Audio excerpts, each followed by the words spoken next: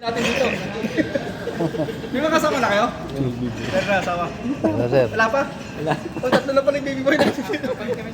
Ha? Hindi pa alam, may asawa ka na? Ah, very well. Dalawa asawa? Tatlo na kayo wala asawa. So, yun o. So, gaya, ano man, niligawan. Pinagkagirlpin naman kayo. Nagkagirlpin ka na, di ba? Wala pa rin. Ay, grabe naman. Dami dito. Hindi, meron na. Nagkana. Pero siya ate, So, biglang to ako eh. So ayun no. So syempre gaya ng kung tayo nanliligaw sa isang babae, kinikilala natin siya. Diba? Kung gusto natin mapalapit sa isang tao, kinikilala natin siya. So ganoon din yung ginagawa natin every Tuesday. Gusto natin makilala kung sino ba yung Diyos. Okay? So yun po yung ginagawa natin every Tuesday.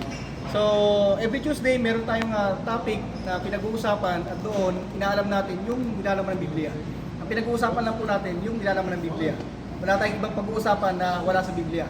Kasi nga sabi nga, di ba, sabi nga sa Bible, ito yung paraan upang mas makilala natin ang Diyos.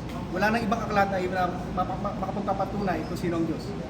So yun po yung ginagawa namin every Tuesday. So hopefully, kaya pala sabi na Kuya Joris, ay makasama namin kayo muli sa susunod pang mga pagkakataon.